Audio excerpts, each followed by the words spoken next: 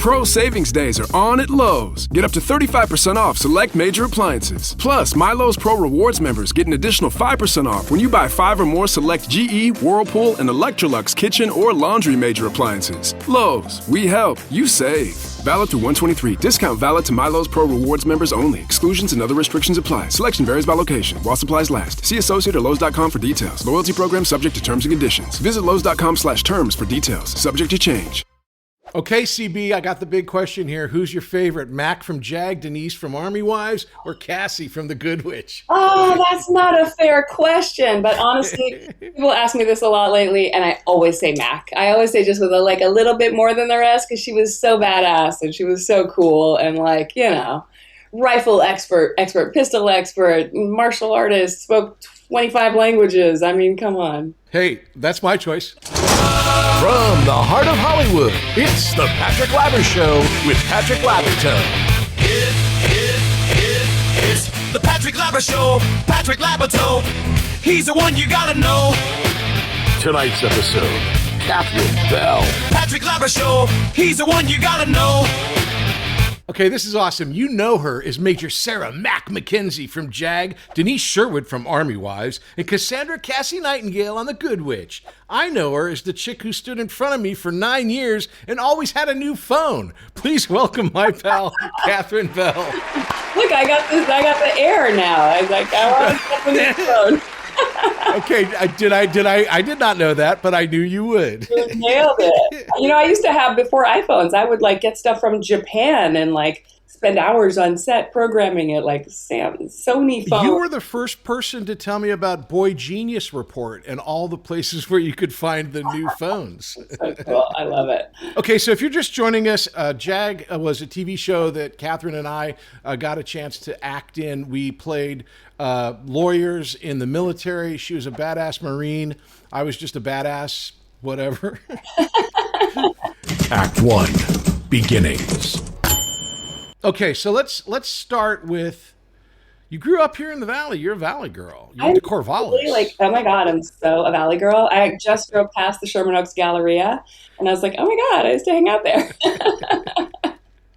Back when it was a completely different mall. Right? It was the mall in Fast Times and in a bunch of movies out here, and it was awesome. Yeah. And then they tore it down. I know. And it reminds me of, the old one reminds me of the Stranger Things mall, the just classic arcade and the hot dog place. And it was fun. Okay, cool. So you're born in London, but then you move here. So you're a Valley girl. Yeah. How did you get to, what brought you into the acting zone? I mean, how did that happen? Well, it was kind of by accident. My family moved here when I was 2. I think we went to Iran for a year and then came to LA with my whole Persian family. And I was I was really into art and painting and drawing and was very shy. I was an only child. I was in my room drawing and reading and hanging out by myself and just making up whatever, playing. But I was always creative, but I was very shy. So I didn't think I'd ever act. I did a little bit of commercials and modeling when I was younger. And then in college, I took an acting class literally for the sole purpose of overcoming my shyness and learning how to express myself better. I was at UCLA and I was like, well, this terrifies me. Let me try it. I liked to do things that scared me as a way to overcome that fear. Right. Riding motorcycles, jumping out of an airplane, whatever. Just, you got to confront your fears, right? And I took a class and I loved it. I was like, that was scary, but it was kind of fun. And then I did a little bit more and more and I got an agent and that was how it happened. Yeah, but it's not, people, I won't say that that's the same story I hear all the time because it isn't, but it's very similar where people are challenging themselves or you have this desire to overcome that fear. Yeah. And knowing you for so long, I would absolutely say that you're not one of those I want to put on a show and entertain you people on a set. You're not like this. You don't want to be the center of attention. No. But conversely, as the center of attention, you're very chill and you're very at peace with that. Does that make sense? That's really nice. Yeah, thank you so much. That's pretty accurate, I would say. I don't I'm not a song and dance person. I'm like not like I did theater and like I'm not that person at all. If anything, my acting tends to be too subtle, and people are like, go bigger, do more. Uh-huh. So yeah, I think I'm a little bit more chill. But it's worked somehow, something. Let's get to that. So you start off and you're doing these acting gigs. Talk about not being the center of attention. One of your first gigs is you're the body double for Isabella Rossellini.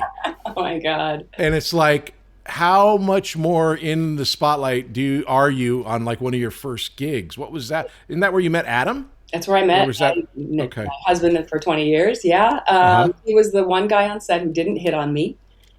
And he was like hiding from me. And I'm like, who's that cute guy over there? Who's the guy who keeps running away every time I run into a craft service? And he's like, ah. And that's how we met. Yeah, it was an amazing, oh my God, it was Meryl Streep and Goldie Hawn, Isabella Rossellini, Bruce Willis, Robert Zemeckis. I'm like, I worked on that for 2 weeks under a SAG 2 weeks. Oh my God. Yeah, I was one of the first body doubles to get a screen credit for being Isabella's body double. What kind of flex is that to be Isabella Rossellini's body double? I mean, that's pretty awesome. It was kind of cool. It's like, yeah, she's cute and all, but my body. There's a guy used to be an American Gladiator who worked with you on that. I used to train with him, Dan something or other. I forget his last name. Yeah, I remember meeting Gladiator. I remember he was on that show. Yeah. So during this period, you're also studying with Milton Casellas, or is that before or after? Where does that happen? Yeah, I started with Milton around age 19. He was he was the first acting class I took, not with him, but with one of his like introductory teachers.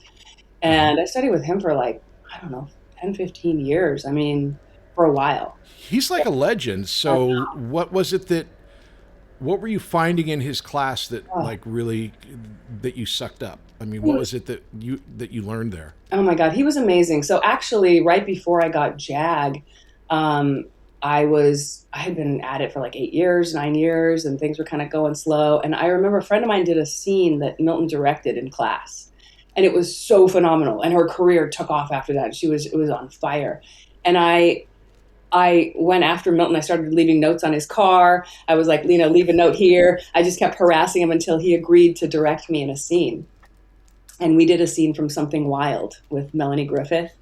That's a great movie, yeah. It was a great movie. Demme, yeah. It was a very outrageous role, and it was something, again, the shy girl in me was like, oh, I can't be that crazy, that wild, that, bare, that not like naked, but, just like out there, bearing my soul and everything. And very not Catherine-y, that role, that character. No, especially at that time. It was freaking terrifying. And it was the thing. It was one of the big turning points. And it was when Milton got me to see that my look was much more strong and like just a strong, intelligent, kind of badass woman than the way I would act in life was like I had kind of a higher, softer voice that you couldn't really hear. And I was trying to play these cute little Meg Ryan roles and like be just cute and and he's like, that's not you, knock it off. And he had me do all these scenes in class that were like along the lines of Mac, basically. And then I booked that role. Okay, so I mean, we're speeding through this just because we have so many years together that we got to get to that. But before we get there, I do want to bring up Men of War. It's this action movie that you did. You did it with Dolph Lundgren, but also wasn't Trevor in that movie as well? Yeah, Trevor Goddard? Trevor Goddard was in that. Was that like a Philippines type of movie? Where did you guys do that? Thailand for 3 months in the middle of nowhere, in a little island that's now more developed, but it was like nothing when we filmed there.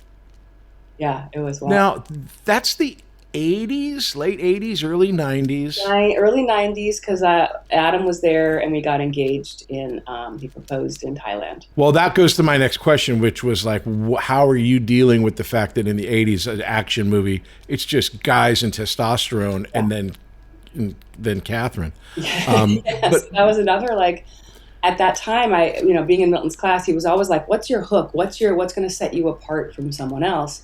And at that time, there was a couple of girls, they were more like wrestlers or something that were starting to do action films. And I'm like, Yeah. well, that's a hook. I like to do this stuff. I was training with Billy Blanks at the time. Do you remember the time? Oh, wow. Yeah. Billy Blanks, Tybo, and like. Yeah, but before he was famous, he just had his class in Sherman Oaks, and I was going, and we were hanging out, and I was like, "Will you train me?" And he started training me martial arts, and I'm like, "This would be a great hook. This would be a way for me to break in." And Men of War was actually one of the first things I did, playing this like tough mercenary chick. Okay, so you get. We're getting there, guys. We're getting to JAG soon, but I mean, these are the steps that you have to go through. You did an episode of Alien Nation with Kenneth Johnson, and then Kenneth would direct us on JAG later. Right. Did you guys ever talk about your work on Alien Nation together? Yes, Did you ever work together? Until right this moment. You're right. Oh my God. Yeah, that's crazy. I barely remember Alien Nation. I don't even remember what my character was. I'd have to go back and look. It's like it is. It's such a long time ago for a lot of credits when you're beginning, because you're just doing what you can. You get a call that you're going in tomorrow. You get the job. You work the next day, and then you're done. And you can't remember all of that. And honestly, like, you're kind of nervous because it's your first couple things, and you're just like, it's all a big blur to me. I find that my stuff, the less I remember. Do you remember shooting Friends? You have to remember that. I do remember that. That was okay. So tell us about Friends. How did Friends happen? Because it's the biggest show on TV, and you're like on the show, and both Joey and Chandler. Yep. Like, do they leave a baby with you, or did you leave your baby with them? Bus, because they're distracted by me and my cute blonde friend, and so they're hitting you're so on us. pretty. And they have, if you remember, they have like all the stuff for the baby. They have the stroller and the thing and the swing and all the toys, and they remember all that, and they get off and they're flirting with us, and they left the baby on the bus, which is taking off. Funny that my kids, everyone's into Friends, of course, more recently, and they saw it and they were like, "Mom, you were on the one with the baby on the bus. Like, you never told us." So funny. Yeah, it's like, well, I've been on 300 other episodes of TV shows, but that's the one you want. Right. I think we've seen 3 episodes max of JAG. I'm like, guys, this is a really good show. You should like watch it. This is good. I'm just saying. We'll be back. Nobody does selling better than Shopify. Shopify is the home of the #1 checkout on the planet. And the not-so-secret secret, with Shop Pay that boosts conversions up to 50%, meaning way less carts go abandoned and way more sales going through. So if you're into growing your business, your commerce platform better be ready to sell wherever your customers are scrolling or strolling. On the web, in your store, in their feed, and everywhere in between. Businesses that sell more, sell on Shopify. Upgrade your business and get the same checkout that Skims uses. Sign up for your $1 per month trial period for 3 months at shopify.com/Westwood1, all lowercase. Go to shopify.com/Westwood1 to upgrade your selling today. Shopify.com/Westwood1. After these messages. Have you ever thought about becoming an actor and making your friends and family jealous? Well, have I got a deal for you. Here at Working Actors School, we offer many different classes so you can become a famous actor like me. And we have a delightful selection of classes, including Adult Weekly. It's every Wednesday at 5:30 p.m. Pacific. Here you will learn how to be an actor with other adults. How do we do it? How is it possible? Is it a miracle? Yes, it is. It's a miracle called Zoom. We teach everything online so you can become a famous actor and impress your friends and family. So if you want to be a famous actor and make your friends and family jealous, then you need to sign up at Working Actors School. You can get a hold of us at workingactorschool.com. You can sign up for classes at workingactorschool.com. You can make a reservation for the class online at workingactorschool.com. So come check us out. It's workingactorschool.com. Back to success. So here we are at JAG. Now, JAG for you was, thing I remember about JAG with you is it was my first episode back, the last episode of the first season on NBC. Mm-hmm. You and I had scenes together. You didn't have any scenes with anybody but me and Glenn Morshower, right? Right. Because it was like you were off, you were leaving the boat. Right. I dismissed you. You went away, and the next time we see you, you're dead in a car. I'm in a body bag at that point. You're in a body bag, and so it was the first day that we were shooting down at the docks. Yeah. Don had asked me to come to be on the show for the next season. he gathered everybody around to announce that I was going to be on the show. And he gathers everyone around and he goes, well, we've been canceled. I remember. It wasn't about announcing me. It was about being canceled. And so that's terrible. So that's the first time I met you, is on the day that JAG was canceled. Please take it from there. What happened? How'd you get on JAG? So, I was really fortunate in that Don directed that episode, and Don and I hit it off from day one. We were just like buddies. I don't smoke cigars, but I might as well have, because I'm hanging out with him and the guys, and we're like, cigar smoking, telling stories. And we really hit it off. And he always told me, he said, I know this is it seems like a small role, but it's a very important one. Because Harm was in love with my character, Lieutenant Shonk. Shonk, what a funny name. So he was like, this is very important, and it was important to him. And I remember when he announced that, and at the same time he also said, but don't worry, because there's a possibility that one of the other networks is going to pick us up. So he kind of already knew that might happen. So sure enough, show was canceled, and over that summer, I saw in the breakdowns that they were recasting the female lead. Right. And as Andrea Parker was the original. She was in the pilot. Yep. NBC picked it up. They said, no, we really want to have a blonde in this role. Tracy Needham came in. I think that, she's an amazing actress, but it never worked because she was younger than David, which meant she was lower rank, which meant she had to yes or no sir him, which is like, that doesn't work for that sexual tension that you need those characters to have. So then they were like, they couldn't have Andrea back because she was on The Pretender. And I'm like, okay, great. This is my chance. This is it. This is what I've been training with Milton for. This is like, I've been working on these characters. I wrote Dawn a letter. I said, hey, wouldn't it be interesting if the new partner looks just like the dead love of his life? And they brought me in, 6 auditions and callbacks. 6. Like producers, the network, Les Moonves at the CBS theater with Reading with David. Oh. And I was just, somehow I just knew it was my part. I never had that feeling, even to this day, where it was just like, this is so me. And I just felt like comfortable, confident, went in, read. And there's a funny story. Apparently, I think Dawn told me this later, that Les Moonves, who was running CBS at the time, he leaned over to Dawn after my audition, after I walked out of the room, and he said, let's make her a star. A cigar. Like, thank you guys, I appreciate it. Yeah, really. Yeah, like you had nothing to do with it. Yeah. So a couple of things here. One, kind of a genius idea not to talk to Don in your note about you, but talk to him about story. That wouldn't it be great, because Don's a writer. That's where he comes from. He's all about the story. So I'm sure that had a lot to do with it. And again, what's with the notes, Catherine? You did it with Casellas. You did it with Don. Where are you getting all this note writing? Didn't even make that connection. You were paying attention. Funny, people don't write. I don't even write letters anymore, sadly. Now it's all emails, which is sad. But I remember when Don called to tell me that I got the part.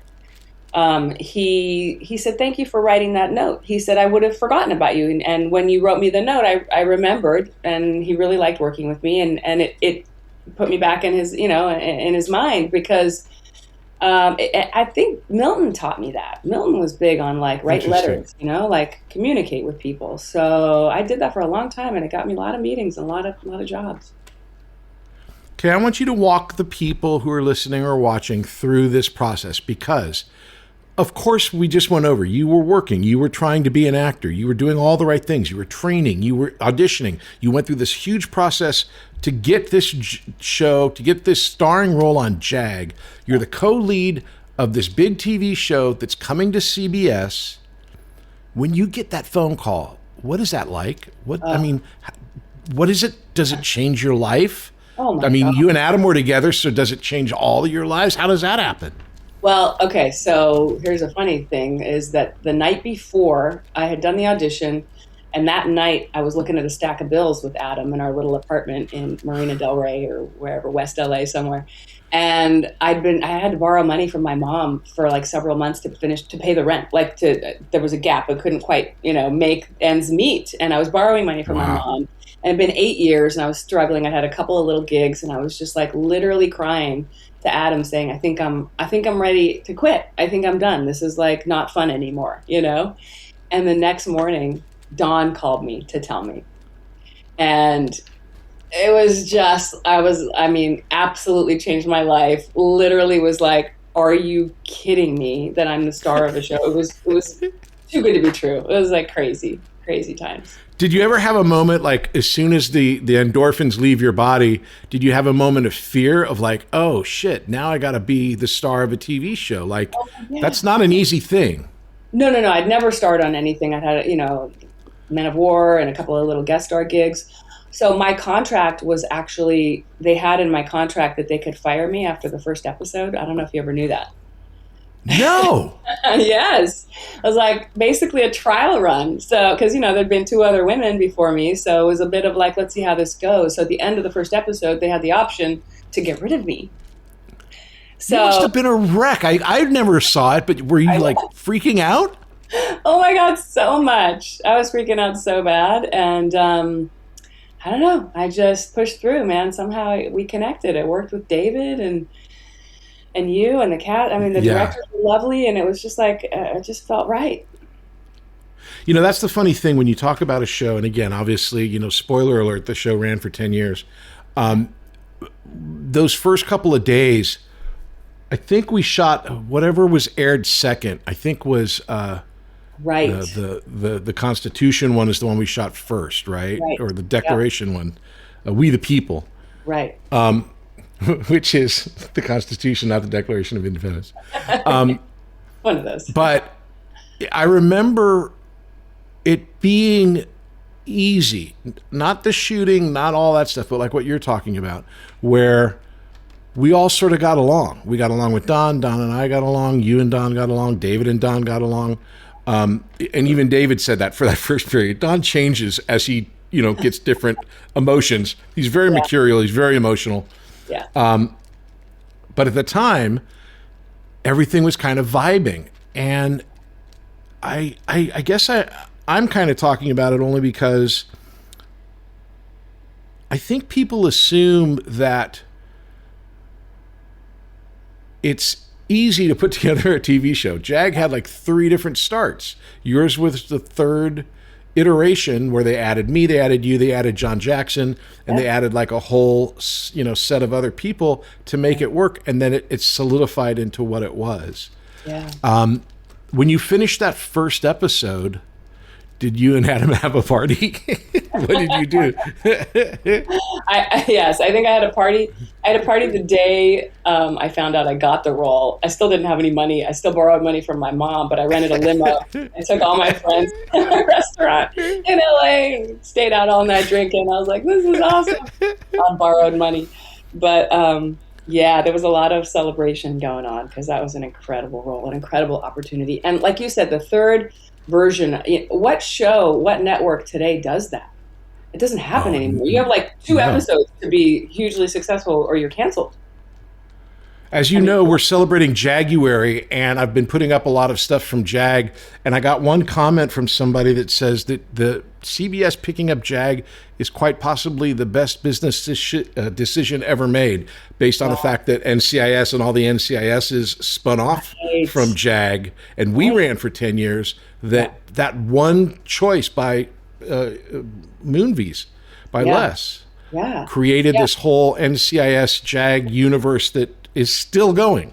That's right. So, I know, still going. And that was one of Les's first decisions, I think, as he came in to take over the network. So so you're starting JAG and you're doing it as a young actor, right? Mm-hmm. Again, to remind people, JAG was a new show where they were figuring it out. It was common for us on that first year to work 18-hour days. Common. And that's not for the ladies who show up like an hour and a half beforehand to get ready and then having to like get unready at the end of the day. Right. What was the hardest part for you to adjust to this huge new job that first year? Yeah, I would say the hours were definitely, that was different. I had to learn, like in the beginning, I just drank a ton of coffee and espressos, and like that backfires on you very quickly, where you're like crashing so hard at night. And then I found a nutritionist who helped me like clean up my diet and a little less coffee, because you have to figure out how to maintain. How do you last 18 hours and still know your lines and still look fresh and have your eyes be like clear, so there's that aspect. I think the other thing in the beginning that was so hard and terrifying for me was learning those lines, because it was, paragraphs like this in the courtroom where we're just spitting out legal and military jargon, Right. And that's not easy. So I would just really pour over those lines, like just over and over and over to like, days and days and days to make sure I wasn't the one messing up. But then all of that just starts to become, second nature after you're doing it day after day. We were doing 22, 3, 4 episodes a year, which was like we were working 9 to 10 months a year, 18-hour days. So it becomes second nature pretty quickly. Well, when you're doing it that much, obviously you're in an accelerated level of learning. And like you're saying, specifically, I've never had the use of the word statistical accelerometer since the time that I said it on JAG, but apparently I remember it. And so it's like you just, things get ingrained in your head. Yeah. When the show premieres, we do really good. Not a hit. Pretty good. But we do good. We did okay. Enough to like keep going. Yeah. And then it was a slow roll into the idea of it being, it's going to be around forever.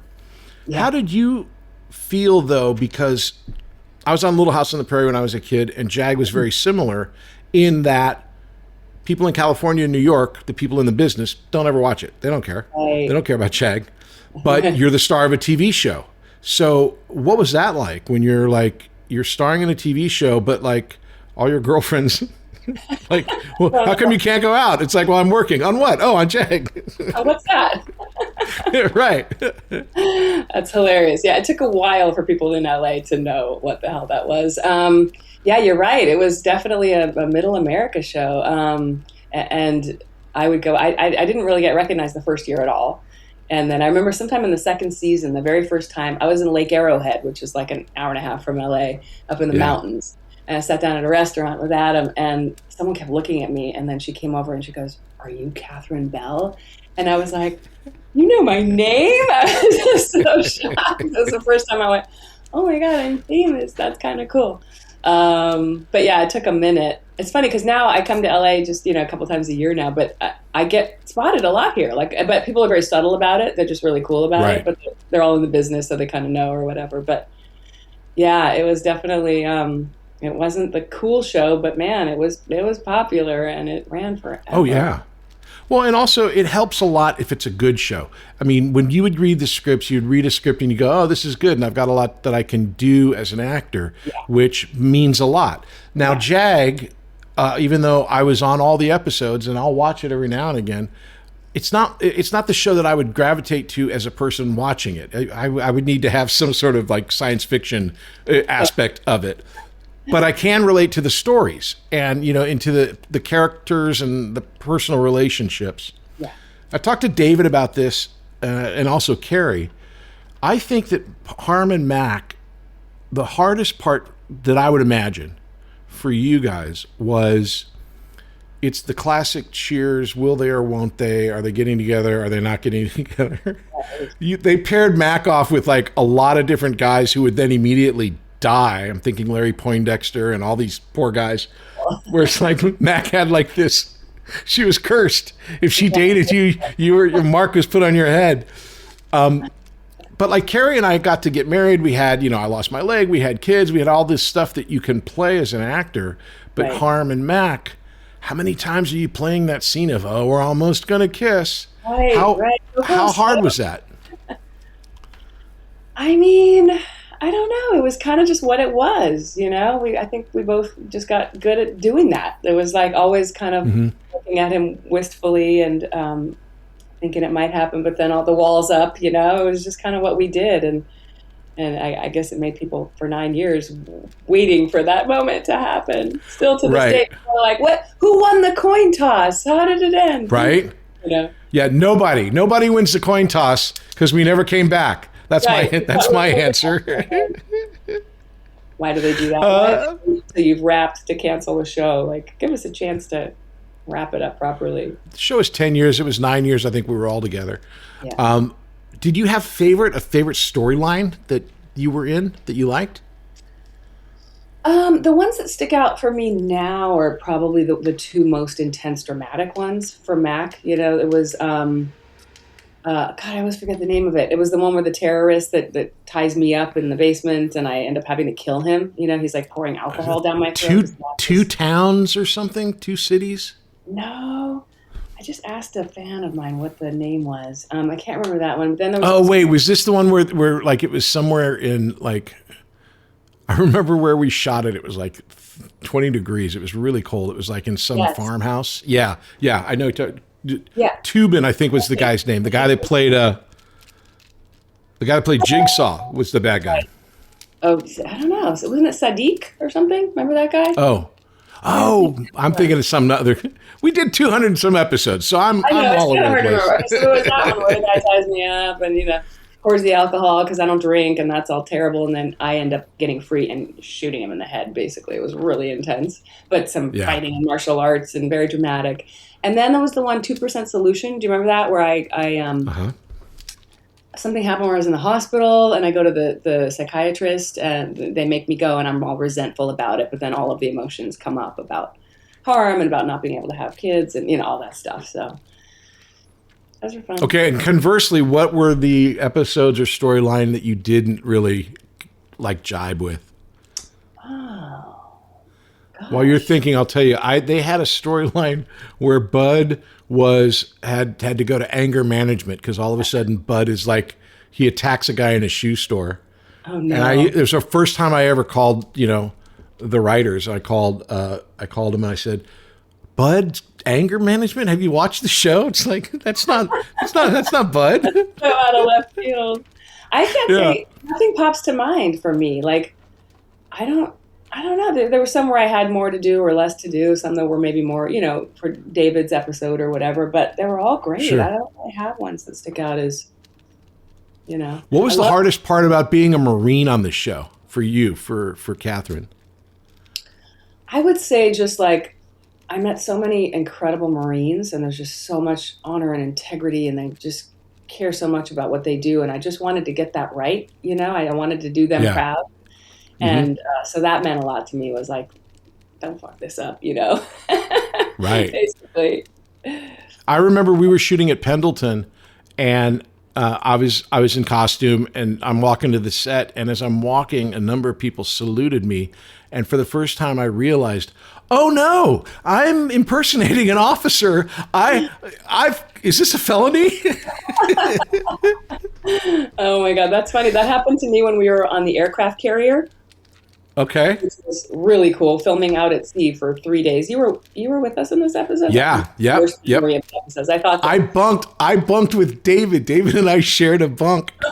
We had bunk beds. He was above and I was below. Or wait a minute. He was below, I was above. That's hilarious. I bunked with our the guest star Sibel, who ended up marrying one of our Navy Navy guys. They're still married and have several kids to this day. It's so cool. But I remember getting saluted, and I was always like, "Oh no, I'm not really," And I try to explain it to them. And the guys I was with were like, "No, just they're not even hearing you. You've got all the fruit salad, all the stuff. Just carry on as you were." And I felt so weird saying that. I'm like, as you were, soldier. Like, okay. Right. I was told that it's same with me, and it was like so like demoralizing, and it made perfect sense. He goes, no, they're not saluting you. They're saluting the uniform. Like, you're nothing. Yeah. It's the uniform. And I totally agree. What was even worse for me was I usually, when I wasn't filming, as you know, I would slip into like Ugg slippers or something. So I'm wearing the uniform and the cover and Ugg slippers. So if these guys look down, they'd be like, what? That was always the funniest thing because Mac always had her black pumps on. But Catherine, unless it was a full body shot, it was those Uggs. I remember that. Oh my God! I also usually had a tank top like this with the dickie. Do you remember the dickie? Yep. They cut my uniform shirt, and so then the jacket would come off, and I could breathe because those things were not friendly. We had, obviously Marines are different than Navy. Right. We were all, I don't know what you guys were made of. It looked like wool, but ours was polyester. Yeah, thick green wool. You guys had the lighter blazer material. Yeah. Yeah. Okay, so we go to Australia. We find a guy by the name of Sam Worthington. He's in the show. This is his first job. What was it like when we went to Australia for you? How did you like that adventure? Oh, it was amazing. I absolutely loved it. We were in Sydney for 2 weeks. I mean, it was just so cool. Well, I haven't been back since, and I kept saying I wanted to do that. I have friends there. It's such an incredible country. Yeah. I remember going. Trevor Goddard is a guy that I love. I just want to say this up front. I really like Trevor. Trevor was a great guy. He died tragically and wrong, and it was just so horrible the way he died. But the guy was like hysterical. And so we're flying into Australia, and he goes, "Hey, hold this." And he hands me like this box. And I'm like, "God, I'm not holding a box for you to go through." Turns out it was like a danger man for his kid, but it was like he was trying to mess with me. But yeah, we were down there in Australia, and I remember it's like I still have the video. You were doing like a topless scene, or Mac was a topless scene, and it's like people have to understand. Look at you, everyone. Look at Catherine right now; she's beautiful. But when you're on camera, you freak out, and it's like you were dieting. You were like not eating anything so that you looked the way you wanted to look for this show. And I remember Adam was off camera with a Big Mac, just waiting for you. Oh my God, that's right! I forgot about that. Oh my God! And you were after. And you did, and it was so great because you were so happy. I got a Big Mac. And it was so funny because it was like, anytime a girl puts on a bikini, suddenly a lot more executives show up on set just to check and see what's going on. And is everything going on good here? Oh, hi, Catherine. Okay, so you're doing JAG. I can't ask anybody else this question. What's it like to be a TV star and working on a show when you're pregnant? You were super pregnant. I was. So it was the last season of the show. So I'd been on the show for 8 years, and I was 34 at that point, and just hadn't really even thought about kids. We were working 18-hour days. It was just crazy and amazing. And then I was like, I got the bug, man. And I got the bug. I was like, I had to have a baby like right then. And I didn't ask. It's better to ask forgiveness than ask permission, right? So I got pregnant over that hiatus. And I called Don, and I remember telling him I was pregnant, and he was like, "Oh my God, congratulations!" And then instantly he goes, "Oh shit, what am I gonna do? How am I gonna write this in? I can't. Matt can't be pregnant." He's like, "That's okay, I'll figure it out. Congratulations!" And he was happy. But it was amazing because I was the 9th season for me, right? I've been on this show for a long time. Like, they're not gonna fire me at this point, and you know. Because nowadays, you can't really fire someone for that. Back then, it could have happened, but not in season 9. So it was amazing. I had a big, beautiful trailer. I had my mom as our nanny. Adam would come. Gemma was on set a lot. She was in my trailer. I'd run in and nurse, and everyone would yell at me for taking too long. But I'm like, baby's hungry. What am I going to do? Yeah, but here's the thing. I mean, we've talked about it, and even when JAG got its act together, it was still 12-hour days. That was like, we're only on our 12th hour. Like you said, the reason you were drinking all that coffee was they were sending coffee trucks. They had coffee trucks ready to give you the caffeine. But, we had a baby. Tina and I had a baby. Tina had the baby. I was just there. And it's exhausting. I mean, I'm every woman in the world is shaking her head as she's listening to this. It's like, JAG did what they could to like make it, like the storyline. At one point, Mac goes undercover as a pregnant woman, which I thought was kind of fun. I loved that. Yeah, they padded my belly a little more to make me look more pregnant and right. Running around with but it's exhausting. It's exhausting to be pregnant. So how did you get through those days when you're I will say working that? Yeah, it was definitely exhausting. I mean, I had a nice trailer. I would nap a lot. I would nap at lunch almost always, most of those years that we were filming. I learned to just nap real quick. And I would take any breaks that I could. I was tired a lot, still had my coffee. I think, I guess you just make it work. I wasn't as tired of my first pregnancy as I was with my second. I was pregnant on Army Wives with Ronan. And I was more tired there, but it was an ensemble and it wasn't action packed. So it kind of worked out. Right. I lucked out, honestly. I had no morning sickness and not a lot of tiredness with Gemma. So I was very, very lucky. Well, let's talk about when JAG was ending. Okay. So JAG, there's so many stories. The story that I remember was that they were going to do, they brought in a guy to replace David. Right. Because this happens all the time, right? What happens is you're on a TV show, and I'm speaking for David now. David has not told me anything. This is just how I assume that it went down. David's reps say, okay, we're going to renegotiate. He's the star of a show. You got a big hit here. We want X number of dollars. And then the studio goes, great. We're going to recast and we're going to get rid of this character. And they brought in Chris Beadham to play this new guy, right? And we had just lost John Jackson. So we had a new admiral. We had this new guy. And then they did JAG San Diego. And so it was going to be Mac in San Diego doing like a JAG spinoff. Do you know anything more about that than that? That's all I knew. And the other thing was, as soon as I heard that, I called all the writers going, who'd be really good with Mac in San Diego would be Bud. Bud should go to San Diego. That's smart. You're very smart. That is what you do. I that's all I knew too. And I didn't even know if they were going to like change the name, but it was going to just become more that vibe. Like it was going to be all these new guys coming in and me kind of as the boss and kind of, more Top Gun playing volleyball on the beach, taking their shirts off kind of guys. I think that was like the idea maybe they had. And CBS was like, no, I think we're done with the show. Yeah, 230 episodes or something like that, 240.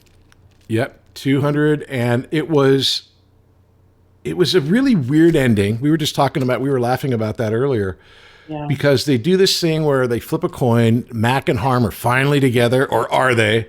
And then you're going to figure out who's going to give up their career and where they're going to go to live, and then it's up in the air. And I remember that last night shooting where we didn't know if the show was coming back or not. We didn't know what the disposition was going to be, and it was really, for all the years that it was really wonderful knowing you're coming back and obviously having a job and feeding your family and doing all of these things, for the first time to have really kind of like we don't know what's going to happen. Yeah. And then to get the call, I guess, about a month later and have to come and clear out your trailer. It's like really of 10 years worth of stuff. That's a lot. That's really sad. So sad. So sad when the show ends, but I really thought we would do one more year. But, I did too. And I had just closed my deal for like the next year, and I was very excited, but didn't happen. Before we get out of the JAG world, we got to address the NCIS thing, because NCIS brought you and David back. And my opinion of this is well known. I love everybody involved. I love Scott Gemmell, the guy who wrote it. I love you guys. I love the characters, and I just thought it was horrible. Not you, but just the story of like they didn't even have you guys in the same like scene kind of thing. What was your thoughts on that? I didn't love it either, and it all happened so fast. I stayed in touch with Scott Gemmell over the years. We kept trying to do something together. Really love him and his wife at the time. I kept reaching out to him, and I kept planting that seed. And then one day he was like, "Yeah, let's do it." And I think it was just more of an afterthought. Like, I think they were just kind of like, whatever, I don't think that much thought was put into it, to be completely honest. Because, it should have been different. And I think it was too late for me to even offer any suggestions to say, hey, why don't we give the fans what they really want? Like, have us be together, or have it be something where we get together there, or something, Yeah. That would have been even better to see it on camera, where we finally are like, oh my God, I can't live without you anymore. And, we're together. Something. I'm going to go with that story from now on, because I like that story. I felt the same way. I mean, it was just sort of like, here you've teased this relationship, and then you kind of pick it up after the most important scene, and then you don't really talk about it. It was just, it was weird. It was disappointing. I know there was the chemistry still between us, like the first time I see him getting out of the car, and that's nice, but it's like, we did that for 10 years. It should have been more. I agree. Yeah. We'll be back after these messages. Hey there, I'm Patrick Labyorteaux, and I've been an actor since I was a little kid. So I know what it's like to be a little kid actor. So I have a class here called Youth Weekly, and that meets every Tuesday at 5:30 p.m. Pacific, and it is an awesome class if you are young and want to learn all about acting. We have a great set of kids, and it's taught on Zoom, so you can do it from anywhere. You can do it on your phone, you can do it on your laptop, on an iPad. It's awesome. I've had kids take a class while they were in the car coming back from soccer practice. I swear to you. So if acting is in your blood, come to workingactorschool.com and check out the Youth Weekly class every Tuesday at 5:30 p.m. Pacific. I'll see you there. Act 3, present day. Okay, one more thing before we get to the other shows you did. You did Evan Almighty with Steve Carell. And in one of my favorite clips on YouTube is just you cracking up at what's going on in the bloopers. I did Evan Almighty too, but Bruce Almighty's the one with the outtakes. Oh my God. Bruce Almighty. I'm sorry. I had it all mixed up. Got it. No, that's fine. That's fine. Yeah, that was incredible. I took an episode off of JAG to be able to go do that. And oh my God, like working with Jim Carrey and then Steve Carell. Steve Carell was unbelievable. He was literally ad-libbing the news when it's just rolling off of his tongue. Every take would be something different coming out of his mouth. I'm like, where is this coming from? How are you thinking of these incredibly insane stories? And I'm tears streaming down my face, dying laughing. So, okay, I gotta be honest with you because you're my friend. I've not watched Army Wives or The Good Witch. I've seen clips, I've seen you, but I did not watch this show. I will say that all the things I've seen you in them, you're good. However, I have issues. Okay. So you're a Marine, do or die, oorah. Now you're on Army Wives? Mm-hmm. Did you ever think about, like, should I do this? Or how did that come about? Yeah, very much so. Actually, JAG had just ended, and my manager called her. They're like, oh, you just got an offer for this thing, Army Wives. And I was like, nope, no thank you. I'm not doing another military show. I was like, I've been there, done that for 9 years, right? And my manager smartly was like, actually, I just read the script, and it's really good, and you should take a look, because it wasn't anything like JAG. It was Kim Delaney and, Sterling Brown, and all these amazing actors. And Ben Younger directed it. Oh, wow. Really edgy and really cool. And yeah, it was, it's a show about relationships and families and people and what happens to these women when their husbands leave for war. And, my character had her adult son and her husband were both deployed at one point, and the black SUV pulls up to give one of us wives the news that someone died. And there's this insane scene where you don't know who it was. And they come up to me, and now I'm like, oh my God, is it my husband or my son? And it was, spoilers here, sorry, but it's an older show. My son was killed in war. And it was a very raw, very emotional show. So, and I wasn't. I guess in the idea of the one thing I had issues with it, because I've seen you as both. I've seen clips of both. Mm. I absolutely feel that Catherine is more like Cassie than Catherine is like the Army Wives. I'm sorry, Denise. Denise, yeah, Denise Sherwood. Yeah, you're right. Denise was also like a very meek, kind of abused woman in the beginning, and she got the exact opposite of Mac. I mean, so in a way, the actor must have been fun playing something so completely opposite of that. That's exactly what it was. Even though it was a military theme, it was a completely opposite show and character. But yeah, you're right. That's funny. I think probably of all the three, I'm more like Cassie, although not exactly. I wish I was that able to be calm and cool and collected no matter what happens in life. But I think I'm more like her, a little more whimsical probably. So the other question I had about Army Wives was, if I understood correctly, you guys shot on location, right? Somewhere in the South? Or yes, in Charleston, South Carolina. Okay, so what was that like? Because, again, we've established Valley Girl, and we shot JAG here. So it was literally you were home every night.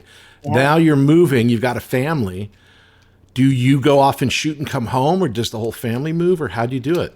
Yeah, so on Army Wives, Gemma was like 2 or 3. So the first season, it was a short season. We didn't really know what was going to happen. And we just went and rented a place and then came back. And then when we got picked up, I ended up selling my place here in LA. And we moved to Charleston and bought a house, ended up being there for 8 years. And It's an incredible place. Charleston's just like historic and romantic, and the most polite city in the U.S. It's voted consistently year after year. And Gemma grew up there. She grew up in the South, which was just amazing. Ronan was born there.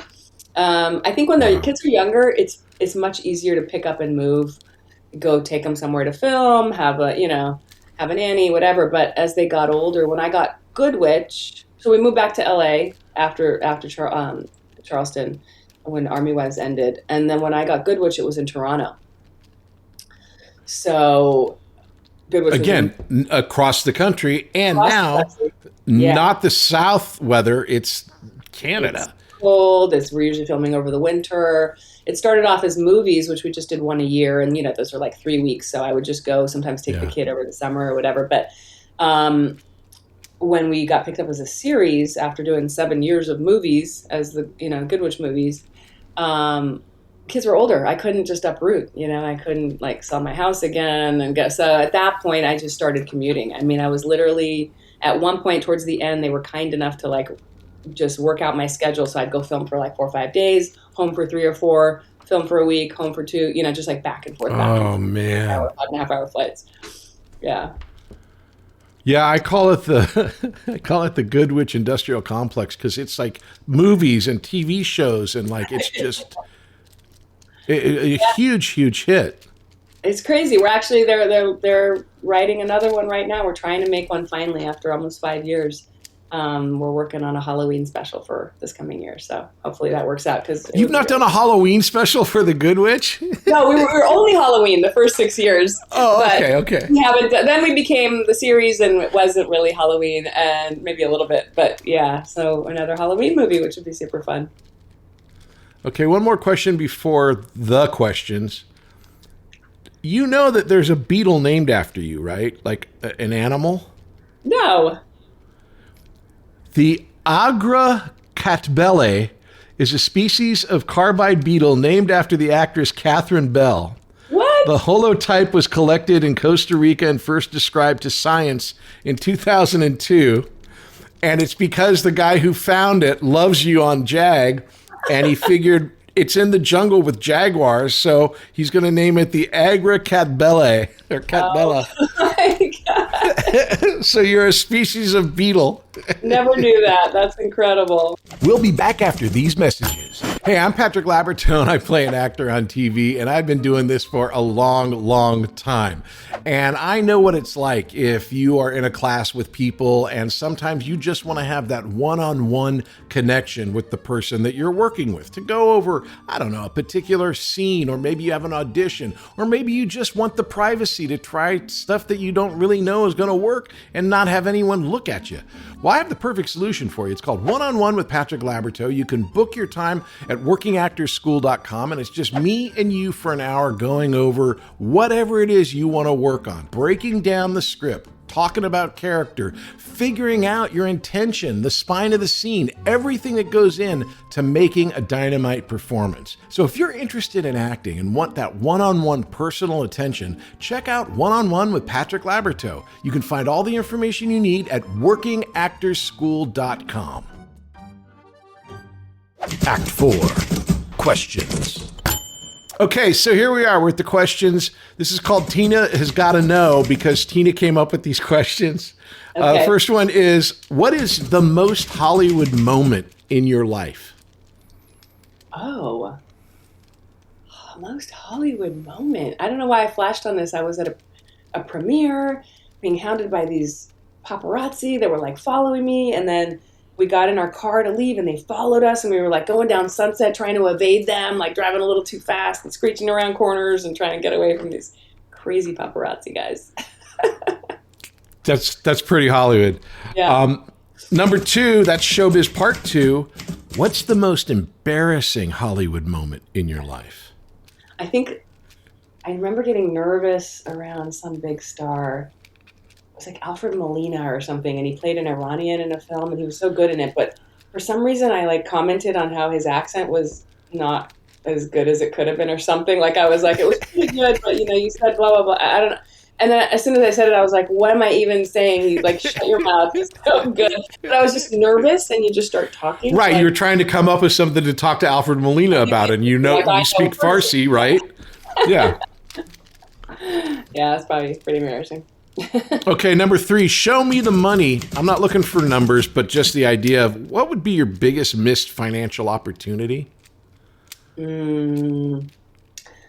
don't know that I have a specific, except I do have some friends that were on series around the same time that we were on JAG, and they bought apartment complexes and office buildings on Ventura Boulevard, and like they don't have to work another day in their life. And I'm like, well, why didn't I do that? Because I was buying cars and boats and vacation homes and just like, whee! Wish I'd invested a little bit better then, or know what I know now back then. Number 4, show and tell. As a teenage girl, Kathy, what is your favorite poster in your room, and how did you come to obtain it? Kathy, God, it's so weird when people still know me from that era and call me Kathy. I'm like, ugh. Instantly. I heard that. I'm sorry to interrupt, but I heard that we went to a dentist who apparently you worked for, Dr. Struve, and Dr. Struve, his receptionist says, "Oh, you know Kathy." I'm like, "Who's Kathy?" She goes, "Kathy Bell," and even Kathy Bell. I'm like, "Who's Kathy Bell?" And she goes, "Catherine Bell." I'm like, "Oh, Catherine Bell." You call me Kat and call me CB, but do not call me Kathy, please. Hang on, what was the question? I completely forgot. As a teenager, what is your favorite poster in your room, and how did you come to get it? Okay, it was either Leif Garrett or Sean Cassidy. Do you remember that era? Yeah. Yes. Yeah, I think I'm older than you, but you know the guys. The hair. It was the hair. I just remember having it and like being like, oh, they're dreamy. They are like, they were the bomb back then. Number 5, showdown. Okay, besides the kids, because that, obviously. What's the acting? What's the best thing you've ever done and the worst thing you've ever done? Like, what are you most proud of and least proud of? I did a, oh my God, what was it? Not Showtime, maybe it was Cinemax. It was like a romance for women, like, but a little like nudity and like, oh, it was just weird.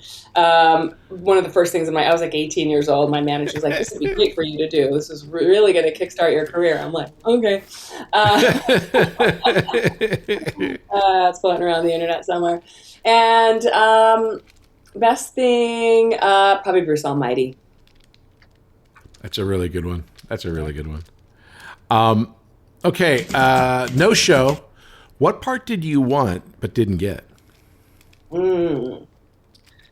I feel like I've really lucked out because there were a couple that I was devastated that I didn't get the audition, and then they ended up bombing. Like there was something with The Rock, Dwayne Johnson, and okay. it was earthquakes or something in San Francisco. San Andreas. Yes. I think that was one of them, and it was like one of his movies that really didn't do very well. So I was like, okay, all right, that's okay. I can handle that. Okay, I can get around with that. Yeah. What's your favorite show? What movie has influenced you most? Oh, man. The one that influenced me most that really made me want to be an actress because she was just so charming and lovely in it was, believe it or not, Pretty Woman. Julia Roberts, that bathtub scene where she's like singing off key with the headphones on, a Prince. I'm like, oh, that's so cute. I want to do that. Favorite show. I've been watching House of Guinness, or just finished watching it. It's really good. I hear it's really good. Yeah, I really, really liked it. Show me again, number 8. What's the movie that you rewatch the most? What's your comfort film? Probably all the girls in my family. We watch The Holiday almost every Christmas. It's a good movie. Yeah, very sweet. It's a good movie. And any Nancy, why am I forgetting her last name? Right. But she does all of those great movies. Yeah. So all right. Good. Number 9, final question. Show me some love. What is your favorite performance of mine? For some reason, I just thought of you doing this with the sun. Remember that? You were like trying to, you could see something. That was We the People. That was that first episode, me and Webb. Right. Yeah, I remember that. Fantastic. It was an excellent choice. Hey, thank you for doing this, Catherine. It has always been a pleasure working with you, and hopefully we'll get a chance. Oh, I should ask. Hey, if they do a JAG reboot, would you do it? Hell yes. Hell yes. I'll do it right now. It would be so fun. Are you kidding? I don't know why they me don't. Too. Although I always worry that they would just pick, younger versions of us to play us. That would suck, but I think we should be in it. We'd have to be in it for sure. Great, catching up with you. I'm glad I could inform you that you are part of the animal kingdom and that you have your own species of beetle. I love it. It's just great seeing you. I mean, we kind of reconnected a little while ago at Dawn's birthday, and we haven't seen each other in 24,000 years. It was a long time. Crazy. Gemma's almost 23 now, so 22 years. Oh my God. Wow. That's nuts. You look the same, and it was really nice to I don't, but you do. And everyone watching has proof. It's like, does this look like Bud? That looks like Mac. If only I had a ring light, and I'd really look the same. This light is terrible. The sun's gone down, the overhead lighting, whatever. It's all good. What are you going to do? But yeah, okay. Well, Catherine, thank you. Thank you. Nice talking to you. It's the Patrick Labyorteaux, Patrick Labyorteaux. He's the one you gotta know.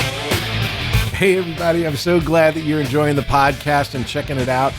It is an audio podcast wherever you get your audio podcast, and it's a video podcast over on YouTube. My socials are all patrick.labyorteaux.